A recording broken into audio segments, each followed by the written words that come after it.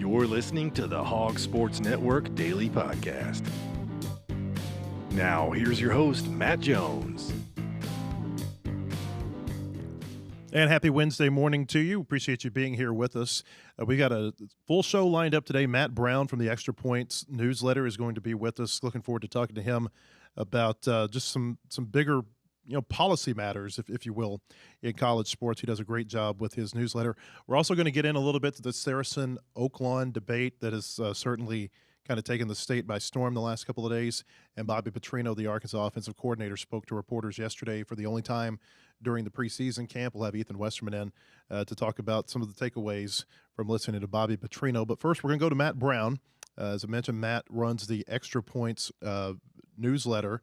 And it's a great newsletter, by the way. If you haven't signed up for it, I signed up for this. I'd heard a lot of people talking about this kind of within the industry, Matt. And so I think, I don't know, probably 8-9 months ago, I decided to sign up for your newsletter. And I love what you do. You take a unique approach to a lot of the big stories in college sports, some that people know and some that people don't know. Tell people about your newsletter and kind of how it came about and what you do for those who don't know about it. Sure. And thanks so much for having me. I run Extra Points, which is a 4 days a week newsletter that covers off the field stories in the college athletics industry. And that includes everything from SEC football down to Division III in NAIA. Mm-hmm. I'm not a publication that's terribly concerned about who wins games. I care about that as a fan. I care about that as a sports writer, but I'm mostly writing about legal analysis, the NIL industry, television rights, conference realignment. We are actually sponsoring a Division III bowl game this year in Ohio, so we can better understand event sponsorship and licensing and some of the things that go into the back end there. And we found now, 4 years into this has been a useful tool and resource for newsrooms and radio hosts, for athletic directors across the country, conference offices, and thousands of fans. If you want to understand how the sausage gets made and how it fits in with university, Extra Points could be a resource for you. So obviously one of the big stories right now, if not the big story that's facing college administrators, is this House versus NCAA settlement. It's still proposed. It's waiting a final resolution, which I think basically is just the federal judge who's residing over the case approving the details that have been agreed upon by both of the sides. We had Ross Dellinger on last week. We had Brandon Marcello on last week. They both gave their opinions on this. I'd be interested to get yours because I know you've reported on this extensively, and just how big of a deal you think this is to college sports. I mean, it's massive. It's probably the single biggest change, if not since the NIL became kind of deregulated in 2021, probably the biggest change since television broadcasts became deregulated in the 80s. The Supreme Court case of 84. The Supreme Court, right, with Oklahoma and Georgia. And I hesitate to get too into the weeds about the specifics because I would emphasize there's still a lot that we don't know and a lot that athletic directors and practitioners don't know. It's not a foregone conclusion that this settlement is approved exactly as written. There are, I want to see the 3 or 4 different legal objections that have been raised. Sometimes these settlements do get smacked down by judges, like we just saw with UFC. So there's that possibility, or at least it gets sent back here for revision. But what is really significant, and I think you're particularly in this market, right, is everybody is going to be impacted on this, whether you're Arkansas or you're Little Rock or you're in the Southland or at the bottom here of Division I. Not everyone's going to share $21.5 million in revenue in cash. Most FCS and 1 AAA programs don't bring in that money. The revenue that they're reporting there is mostly coming from student fees and university subsidies. There's very little to actually share. But what you're going to see, and I've heard this from Ohio State, I've heard this in Big Ten country, from everywhere, is some more formal conversations about sport tiering.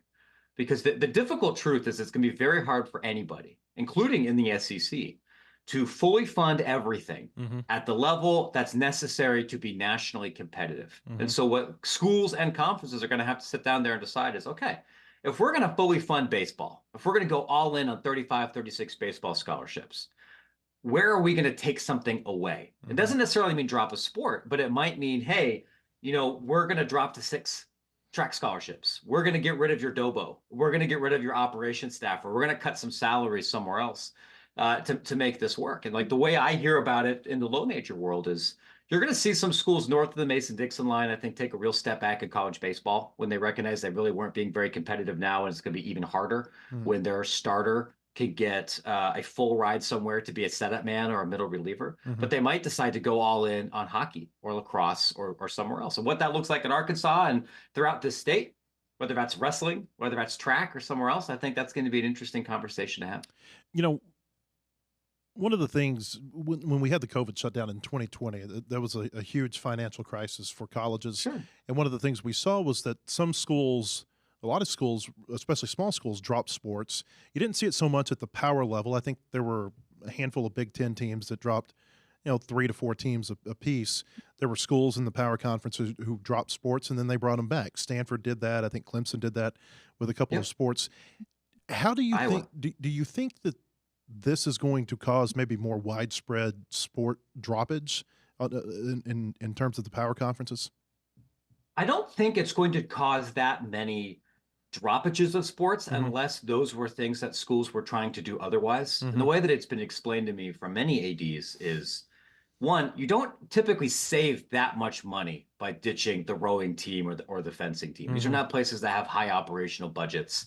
Maybe you get rid of 1 or 2 back-end staffers. But the other thing is that invites you to lawsuits.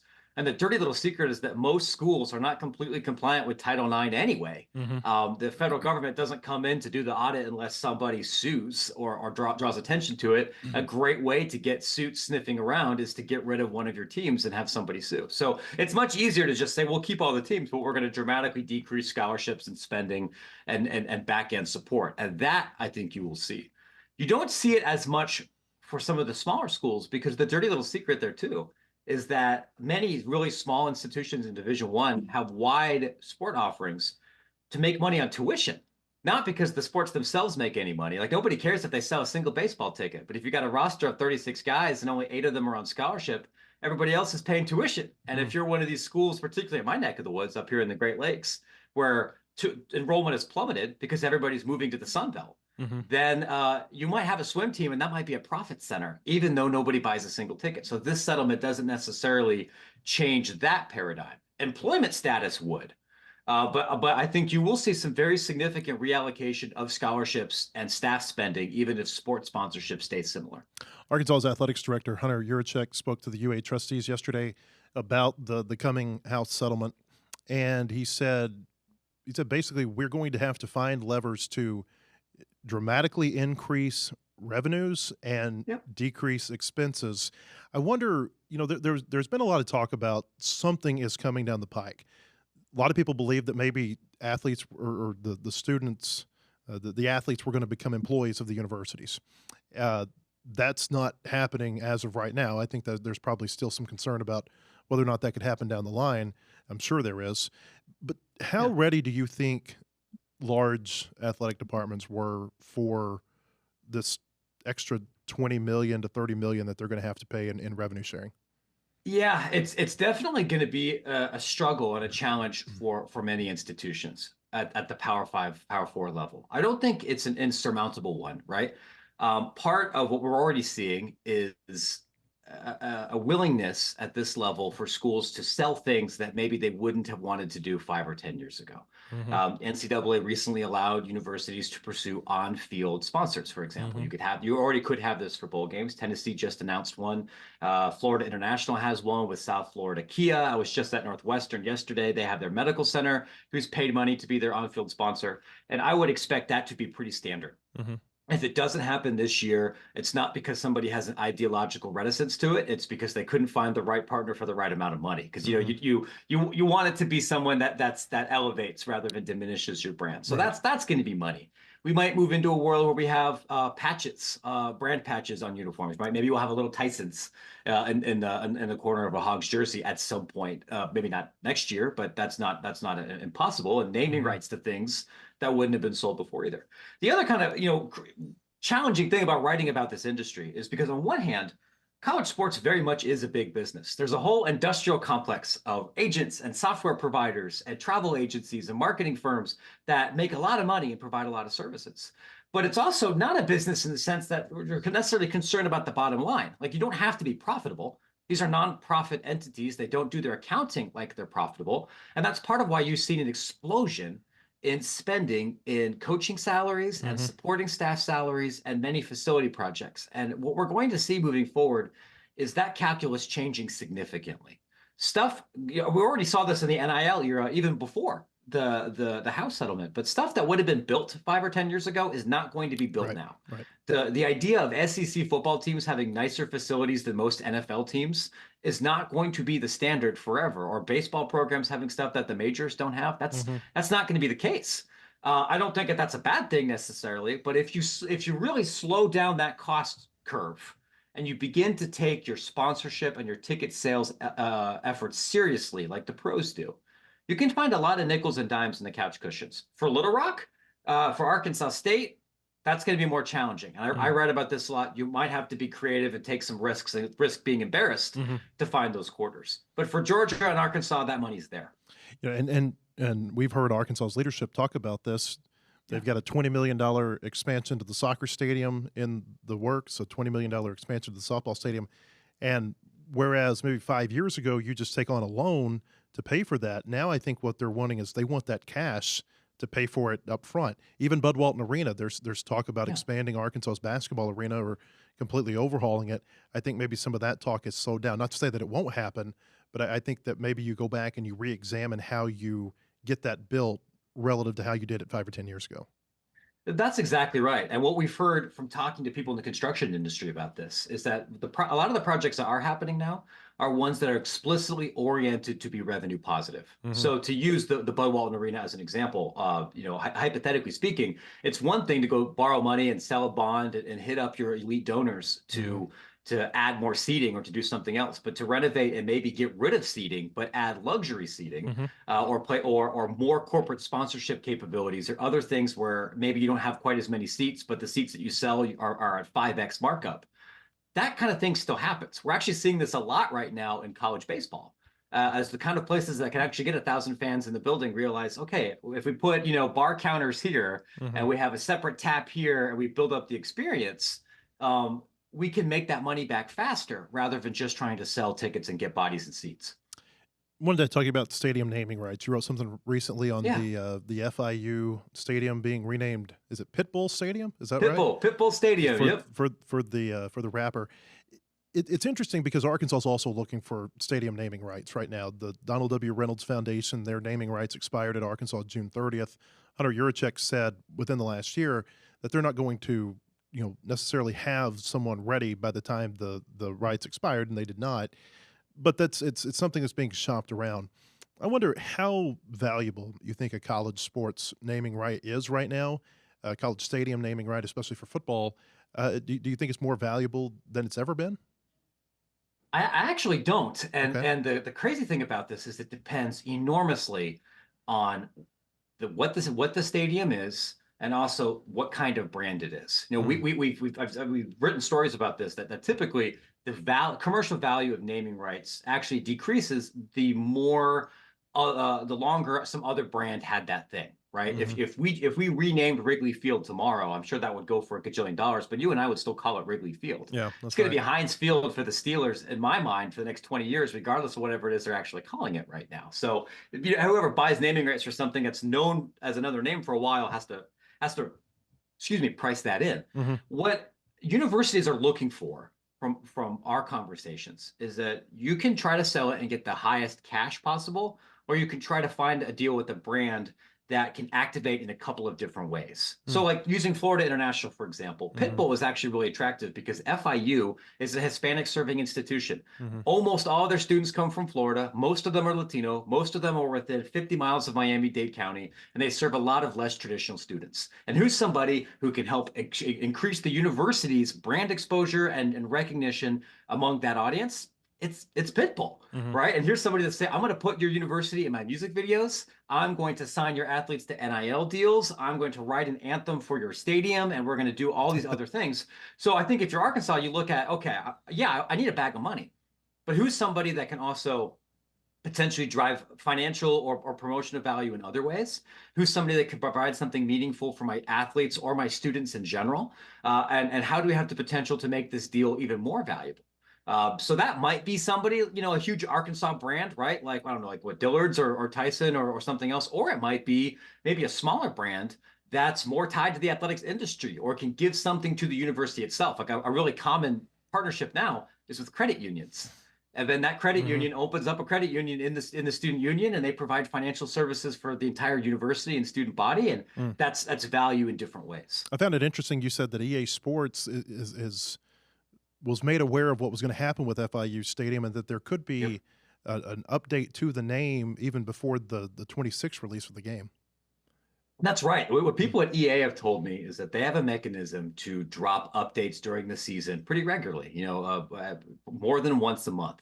Some of that is going to be to include new plays that happen, right? If you see somebody in the SEC line up with some crazy swinging gate play in week 3, by week 5, that can be in the game. They have staff meant to update that. It's also going to include uniforms, not just historic uniforms that weren't originally included, but I know of multiple institutions, some of these aren't public yet, that are going to tease and announce uniforms in the game before they're worn on the field this year. So there's going to be those regular updates. But I've heard this about Pitbull Stadium. I've heard this about some of the other facility upgrades that are happening this year. I understand that maybe not every update's going to be in that everybody wants, but people should look for this. If Arkansas does something crazy in late September, there's a good chance it will be in the game in October or November. You really reported a lot on the EA Sports game leading up to it. Probably as well as anyone out there, but thank you. It seems like this game, even though it was expected to be a hit, it feels like it has maybe even exceeded what EA Sports could have imagined it would have been. Oh, unquestionably. The numbers that were thrown around when I would talk to people at EA, and also talking to people that monitor EA stock, right? Third party analysts about the financial performance of this game. The expectations I heard were 150, 200, 225, 250 million in revenue, which would be, and they're like, if we got that, that's good. That's more than the NHL game sells. That's a solid secondary sports title. And there was a lot of uncertainty about how well this title would sell, given that it was gone for 11 years. It was only on new consoles. It's not really, it's not a PC release, so there was some, it wasn't expected to do terribly well overseas. And it has smashed that, more than double. And I think part of that is not just the overwhelming nostalgia for people maybe our age who had meaningful experiences with this game when we were in college and we were young adults, but it has the engagement with athletes, the engagement with universities themselves, and with people who haven't played this game before has been far better than EA expected. And I think that's great news for the schools, because that means Arkansas is going to get a bigger check than they thought they were going to be getting, along with everybody else. It's good news for consumers. It makes it easier to pitch other sports video games in the college space. And it's good news for athletes, because they're going to have data, I think, to have more leverage to get a better deal for their licensing rights for future releases. I wanted to talk about something else you've written recently about Latino outreach here in Northwest Arkansas. Large Hispanic population, especially in Springdale and Rogers, here, right next to Fayetteville. I found it really interesting, some of the things you wrote. Basically, how schools really want to have this outreach, but some of the logistical challenges that exist. Tell people about that. Yeah, this is going to look different for every kind of institution, right? Because who your Latino audience is in your community looks different, and who your partners are. One of the things that's a challenge for many schools is, most ADs don't speak Spanish. Very few, to my knowledge, speak Portuguese. And if you don't have internal staff that has that cultural competency that came from that community that knows how to speak to them, you can have a bunch of good ideas, but you're going to need some outside help. Otherwise, you risk looking dumb, whether that's trying to outreach to Latinos, or Asian Americans, or any specific micro community in general, right? There's also a challenge because not very many schools do foreign language simultaneous broadcasts of any events.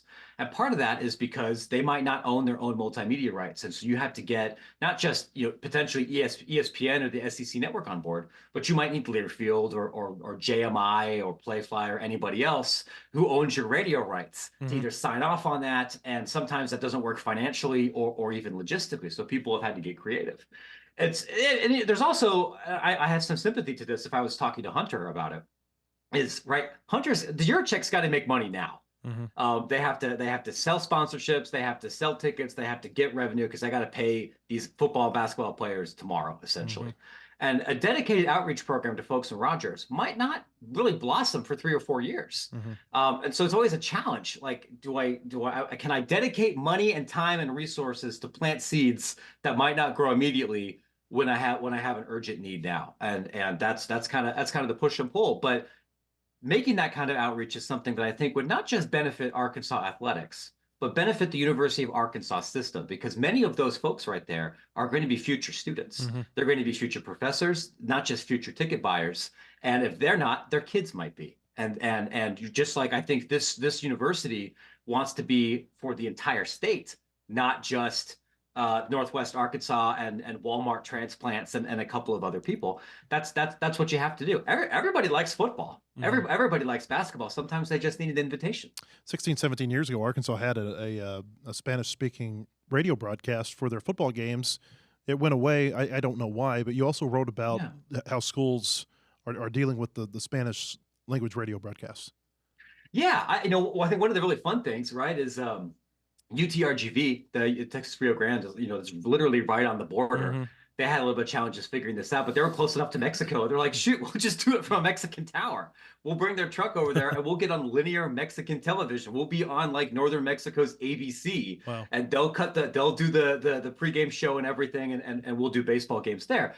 Obviously, you can't do that here. I know Arkansas has lots of fans in Texas. Arkansas has fans all over the South and the Southwest, and many speak different languages. And I think one of the really great things about being involved with a large land-grant research university is the whole world goes there. I mean, I'm sure within the athletic department, you've got athletes from all over the world. You have professors and other folks that speak other languages. And so if it's a challenge to maybe find an experienced television journalist who speaks Spanish very well or Portuguese, there's probably a graduate student or somebody else on campus who might be able to help with that. And so many schools, I think, have done a really good job of leveraging their students to help with television production and camera operation.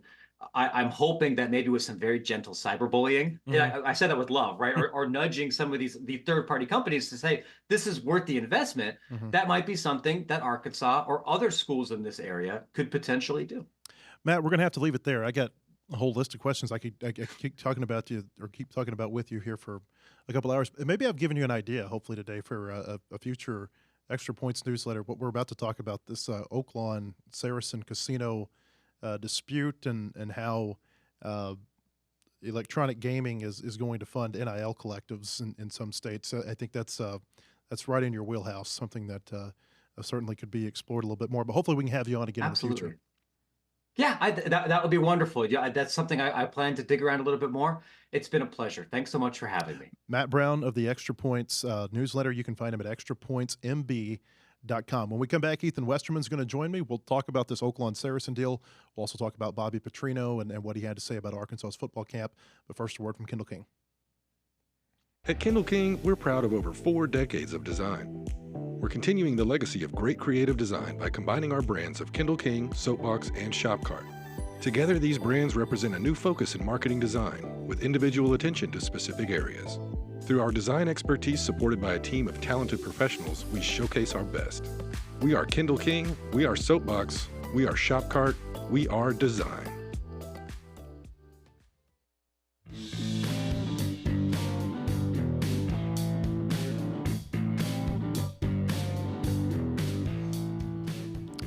Sam Pittman's going to come to the Hawgs Illustrated Sports Club next Wednesday. That's August 21st at noon at Home 2 Suites in Springdale. You can reserve your seat now at ozarkstix.com. That's OZARKSTIX.com. Always fun when we have the Razorback coaches in at our Hawgs Illustrated Sports Club. If you haven't been, what we do is you come in, you get yourself some lunch, you sit down. We will recognize some high school athletes and high school teams, player of the week, team of the week. Then the coach will get up, they'll say a few words, and then they'll step over to the side, and he and I will do a Q&A together. Always a very informative time, I feel like, when we have the Razorback coach, anybody at our Hawgs Illustrated Sports Club. Hope you'll check it again. That's ozarkstix.com. You can get the latest breaking news on all Razorback sports at wholehogsports.com. Analysis, latest in recruiting, unique stories that you're probably not going to find anywhere else. You can subscribe today at wholehogsports.com. A couple of the stories that we have online today are well, let's talk first about Saracen Resort and this NIL matter that's being discussed. It seems like around the water cooler everywhere in Arkansas this week. Mike Wickline did a great job, kind of digging into this and just what all the everything that this proposal entails, and basically just kind of a 30,000-foot view of the Saracen proposals that they want to expand online gaming in Arkansas, and one of the beneficiaries, I guess, of this would be the NIL programs, not just at the University of Arkansas, but at any university in Arkansas that wants to take advantage of it. There would be 50-50 raffles where, say there's a Razorback football game, you go on your phone, you enter the raffle for, however much money that's required. Think about a high school booster club. You go to a high school football game and the booster club is there and they are selling raffle tickets, and then at the end of the night, someone gets half of the pot and the other half of the pot goes to the booster club. Same thing applies here to the NIL, Ethan, is that half would go to the winner. I mean, it could be a big number potentially, into the six figures, and half would go to the NIL program. There is pushback, though, against Saracen's proposal. Number one, based on Mike Wickline's reporting, is that Saracen thinks that it would just take a change in the rules at the Arkansas Racing Commission, which regulates the casinos in the state. The governor's office is quoted in this story as saying, no, we think it would take, it would be something bigger than that. It would probably take a new piece of legislation in order to expand this online gaming. And then there's opposition coming from the another big casino in the state, Oaklawn, down in Hot Springs, that they're against this from a policy matter. It's very, very interesting. And isn't it just like Arkansas that whenever you want to drum up public support for something, the Razorbacks or something related to sports kind of gets dangled as a carrot in the middle? Yeah, that's kind of, I've been doing my reading on this morning. It's just such a complex, I think, issue that for us, it's the Razorbacks just kind of got tied into it to where it is now really on our radar.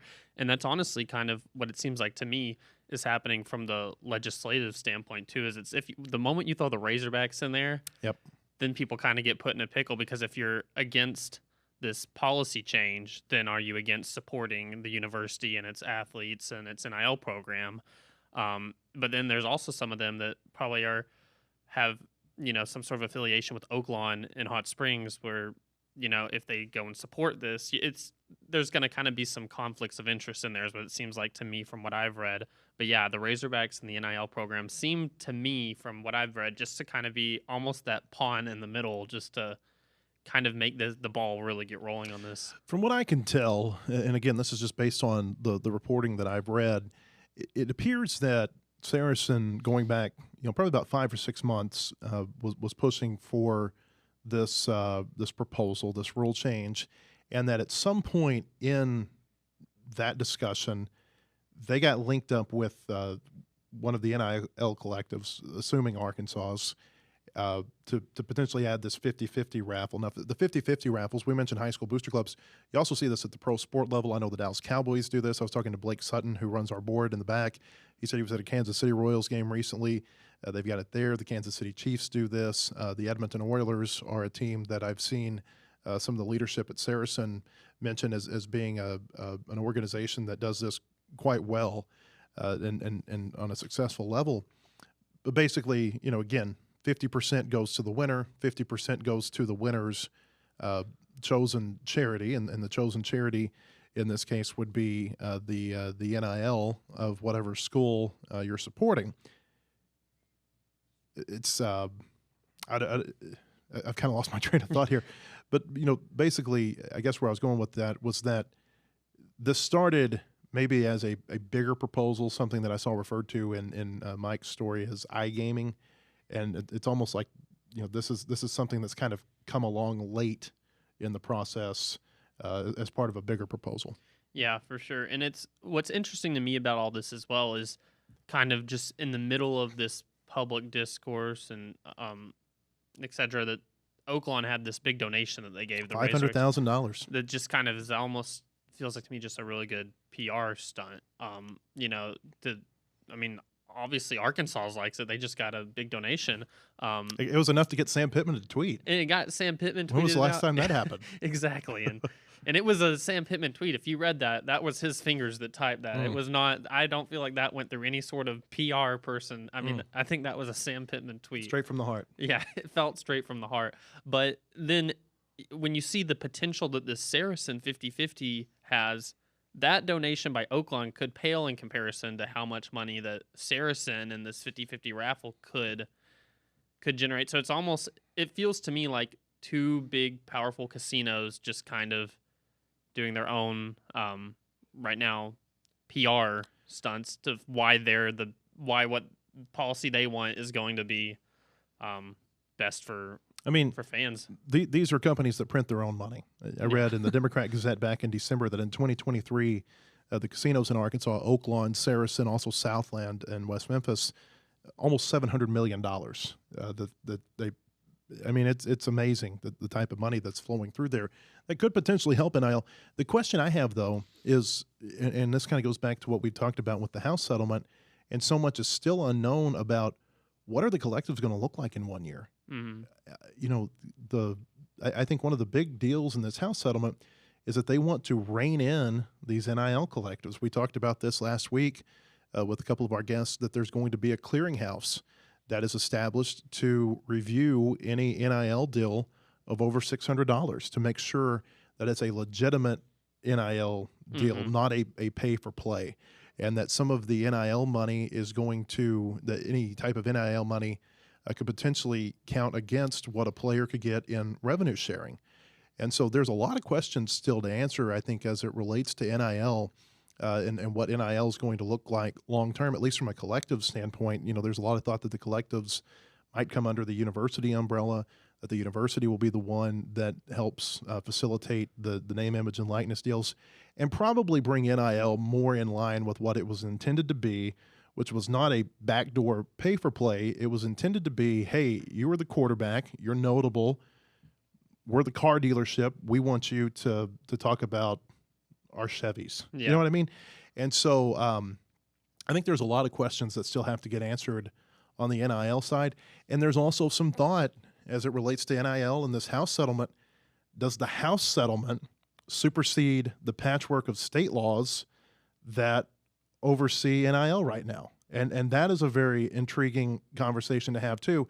It's one of the reasons that you see the commissioners and the athletics directors, and in some cases high-profile head coaches and NCAA leadership on Capitol Hill all the time lobbying for federal legislation as it relates to NIL, because right now it is very much a state-to-state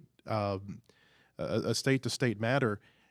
Is there a instance maybe, and I've seen this mentioned, where there's a clearinghouse that says you can't do this, and the athlete or the university comes back and say, well, our state law says we can, and we're more beholden to the state law than we are to the – it could get real confusing real fast. Yeah, the complexities of this are just – I mean, you don't even know where to start as far as what governing body supersedes the next, and it's like you said, what makes it so confusing too is so much of this is state to state, but of course college athletics don't operate in, Arkansas is playing Tennessee. So if there's discrepancies of what can be done here and what can be done there, then that creates disadvantages.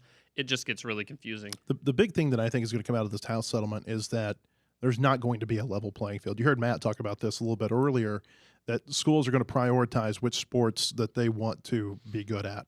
There's not going to be a level playing field, folks. You heard this last week with Ross Dellinger or Brandon Marcello too.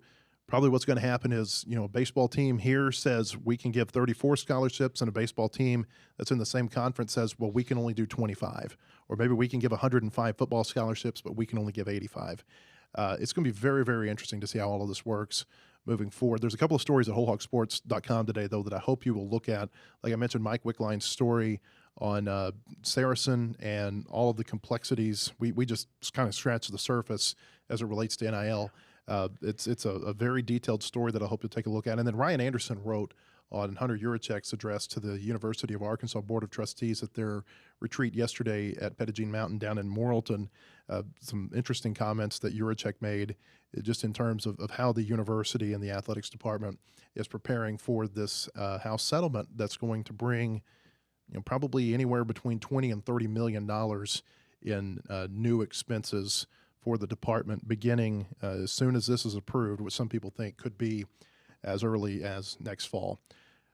Okay, we're going to talk football. When we come back, Bobby Petrino had his only press conference of the football preseason yesterday. We'll go over what he talked with Ethan, but first another word from Kindle King. At Kindle King, we're proud of over 4 decades of design. We're continuing the legacy of great creative design by combining our brands of Kindle King, Soapbox, and Shopcart. Together, these brands represent a new focus in marketing design with individual attention to specific areas. Through our design expertise supported by a team of talented professionals, we showcase our best. We are Kindle King, we are Soapbox, we are Shopcart, we are design.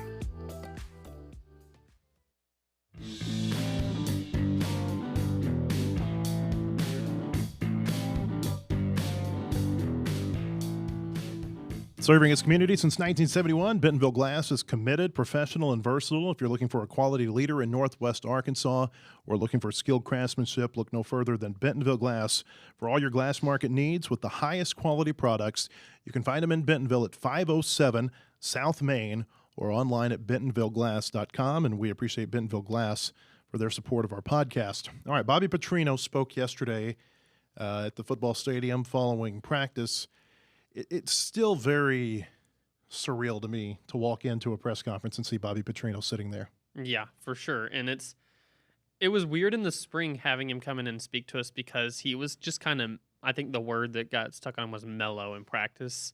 All throughout the spring, he was just teaching, but he's now really picked it up. Like as far as you go to practice and you're hearing Bobby. And so it's getting a little bit more normal, I guess, just because getting to see maybe this old Petrino that I've heard a lot of stories about, and it's just, but it is bizarre. It's almost the same as Calipari for me, that sitting in a Calipari press conference, it's like, wait, tell me this 1 year ago.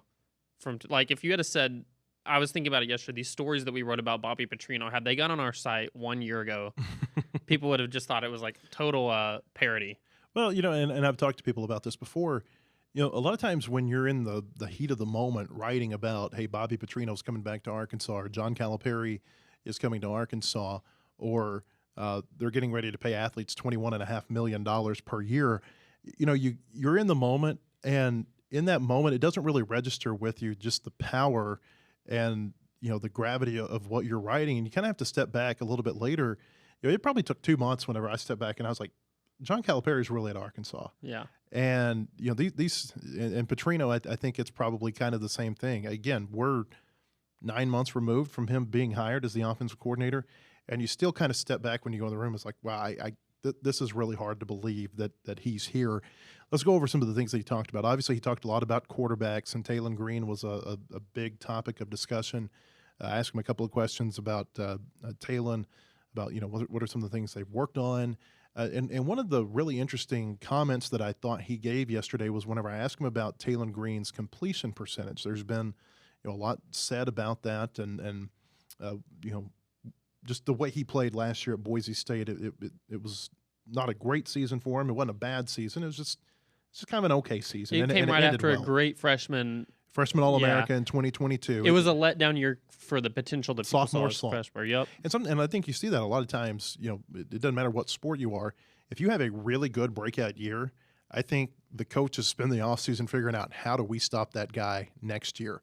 And I think there may have been some of that in the Mountain West Conference last season. But Petrino said you can't judge a quarterback just on accuracy. He said he doesn't look at percentages.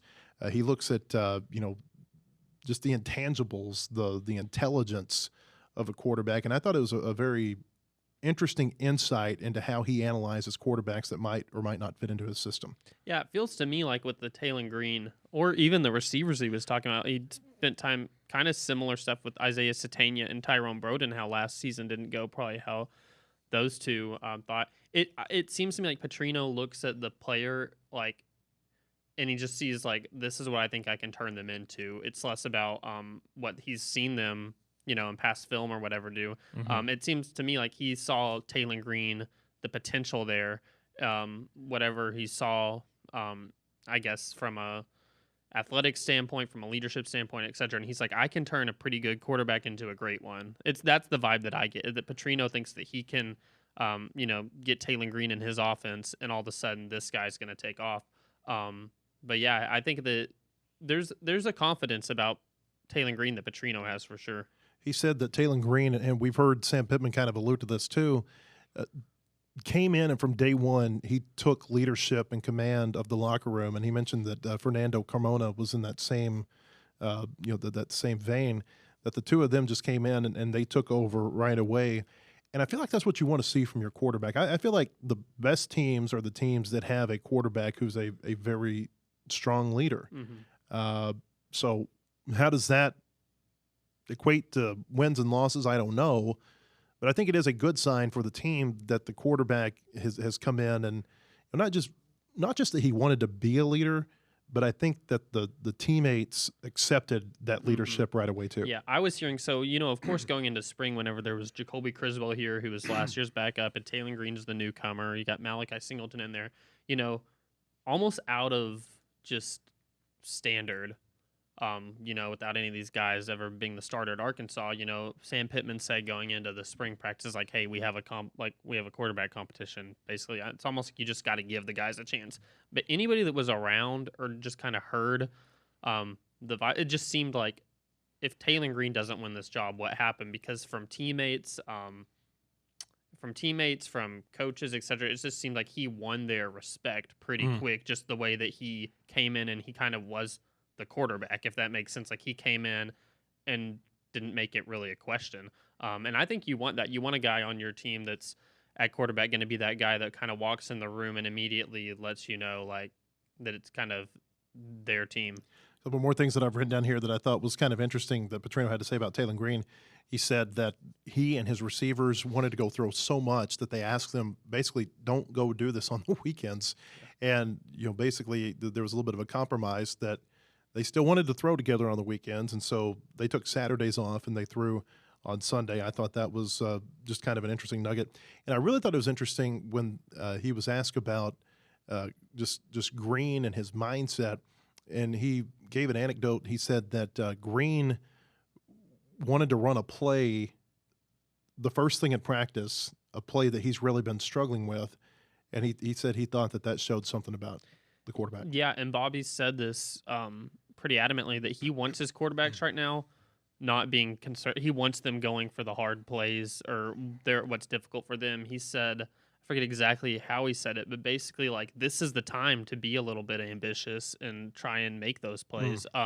Because I know a lot of people are concerned about Taylor Green had not a great ratio of touchdown to interception last year. His freshman year was fine with that, but it seems like Bobby's not really too concerned right now with in practice, which I haven't seen Taylor throwing interceptions in practice. It just doesn't happen regularly, but Bobby wants him kind of taking those chances right now and kind of being ambitious. So that definitely stood out to me. He said that the running game is taking a little bit of time to get in sync. He said that's probably partially because there's a really good defensive line on the other side. Had a lot of great things to say about Arkansas's receivers. It's clear that Petrino likes Isaiah Satania, who we've talked about quite a bit. It's clear that he really likes Andrew Armstrong. And he likes Monte Harrison, Ethan. Yeah, he said. And you saw Monte Harrison running first team in practice this morning. Yeah, Monte Harrison went first team. It was kind of a byproduct of still Tyrone Burden and Andrew Armstrong are still out. But, I mean, still, there's a whole lot of other receivers in that room. Like Jaden Wilson went with second team. And I get it. This changes. Jaden Wilson is gone with first team, too. It's kind of a musical chairs right now as far as who goes where. But it's kind of one of those deals where whenever you see a guy ever make it to getting to play with the first team in this fastball, you're like, okay, possible rotation guy. I mean, the fact that putting him in there with him. And he said Monte's going to play this year. Like, he said he's going to help us. Yeah, he's going to help us this year. So came from Bobby's mouth that that he thinks that Monte Harrison is going to be able to actually help him in the game, which I think that's kind of been the question about a 29-year-old guy. Is is he going to actually just take a leadership role on the team, or is he actually like doing this so he can get on the field? Yeah, Bobby said he's definitely going to help us play a lot. So he said play a lot, which tells me, okay, this is not just kind of a hypothetical. I think with Harrison there was a question because he came from pro baseball and he hasn't played football since his senior year in high school in, 2012, 2013. Just how well would he acclimate to being back around the game? Petrino said he runs good routes, said he catches the ball well, is big and strong. And then, as I thought would probably be the case, he said the players love being around him. And I think that's, if nothing else, if Monte Harrison doesn't catch a single ball for Arkansas, which I think I'd probably be a little bit surprised if that's the case, just based on the discussions about him. But if nothing else, he adds a real presence, I feel like. Someone who's really been, through some life experiences to that locker room. And I feel like that can be very beneficial to a team. It's nothing that really shows up on Saturday necessarily, but it at the same time, it really shows up on Saturday. Yeah, well, and a guy that's played in Major League Baseball knows to not take a single practice off. Like, you don't. It's your job. And probably not to get too discouraged about some failure from time to time. Exactly, yeah. And so that's kind of what Bobby mentioned, is he said he comes out and practices hard. And, like, I think it's one thing to hear the guy practices hard from one coach. When you hear Bobby Petrino saying that, because let me tell you, Bobby Petrino was the first one to let somebody know on the practice fields right now if he thinks they're not jogging fast enough. He's not just passing out compliments. He's not passing off a "you practice hard" compliment, because I mean, there's been some players that have gotten kind of chewed into the past few weeks just for if Bobby sees them jogging even just after a play, he wants them to practice hard the full time. Monte Harrison seems like the type of guy that he's not going to need any sort of show up in practice. He just has that pro mindset. We're finishing up this week our next Hawgs Illustrated magazine. I want to tell you can stay on top of all the Razorback sports with a digital subscription to the Hawgs Illustrated app, complete access to WholeHogSports.com along with your HI subscription. Monthly subscriptions begin at $17. You can join now at HawgsIllustrated.com/subscribe or call 479-684-5509. Hawgs Illustrated, our deadline is this week to put out our UAPB preview magazine. I don't know how much of a preview there's going to be of UAPB in there, but I know that everybody's been working on putting some unique stories in that magazine. So we hope that you'll check that out. With Petrino, going back to him for just a second, I haven't covered him in 12 years. Obviously, he got fired here in 2012, and now he's back. But I get the sense with him that he is enjoying coaching now as much as he has in a really long time. Yeah. He took what by any measure is a step down, becoming a head coach at Missouri State. Who knows how much he enjoyed that level? Maybe he did. Maybe he liked the fact that, it had to have been a little bit less demanding, at least externally. I think internally he probably put the same pressure on himself, but it had to be a little bit, less demanding externally than these Power 5 type jobs that he's had in the past. And then we all know what happened at Texas A&M last year, where he was leading the Aggies offense, but he was basically doing it handcuffed by calling plays out of someone else's playbook, not co-offensive coordinator, if that. Yeah, I mean he was the play caller. Yeah, I mean I think that was the kind of the bottom line. But he just seems like there's a real, I don't know, there just seems like a real piece. He mentioned yesterday that he's getting to coach and teach more now than he has in a really long time, and he's really enjoying that aspect. Well, if you think about it, I mean, when he's been the head coach at, other than A&M, which we already discussed, that was not really his offense necessarily. He's been a head coach, which is just so demanding of your figuring out what's going on defense, special teams, everything. You're the person watching over it all. This is him just getting to come into a program, and his job is make this offense yours, like just the offense. And Sam Pittman's pretty hands off of Bobby, you do what you want with the offense. Sam's been going and helping Eric Mateos coach the O-line a lot. It seems to me like Bobby is probably really loving that his responsibility is, hey, you're an offensive guru.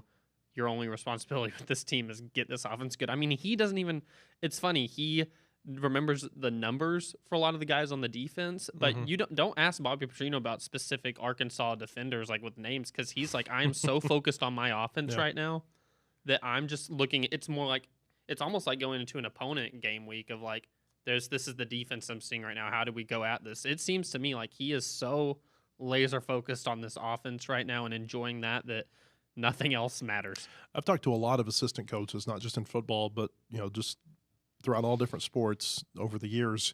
And one thing that I noticed from them is they love it when they have a head coach who hires them to do a job, and then the head coach just gets out of the way and lets them do the job that they were hired to do. Yeah, and I think that's honestly a good leadership quality for Sam Pittman to have, to employ his offensive coordinator and say, hey, you're the guy who's built a reputation being an offensive guru. This is your baby. Do with it as you please. I think that's just honestly kind of one of the most empowering leadership methods to do that. Okay, other than Monte Harrison, anything stand out at practice today? Couple PBUs I saw in the fastball. It was consecutive. I'm trying to remember who had them, but it was good. But Selman Bridges, the freshman, was actually one of them. Okay. He high pointed a pass to Davion Dozier and swatted it down. And I think the next was one of the Metcalfs. I feel bad not remembering which one, but one of the Metcalfs had a PBU. That's all that stood out from practice, other than, hey, the personnel is looking pretty much the same way it did yesterday. But Monte Harrison ran with the first string. So did C.J. Brown, the freshman. I think C.J. Brown will see the field this fall in some capacity. Not sure volume, but I think he'll see the field. Travis Williams, the Razorbacks defensive coordinator, he's going to talk to reporters today. We'll have plenty from what he had to say on our website at wholehogsports.com. You can also read the latest from Ethan and Christina out at football practice on our website. We appreciate you being with us today. We appreciate Matt Brown from the Extra Point newsletter and all of the insight that he had to provide to us. Thanks to Blake Sutton, Spence Tyree, Anthony Christensen back in the back helping us out on our production today. For Ethan Westerman, I'm Matt Jones. Thanks for being here. We'll be back Thursday with another podcast. Until then, hope you'll join us at wholehogsports.com.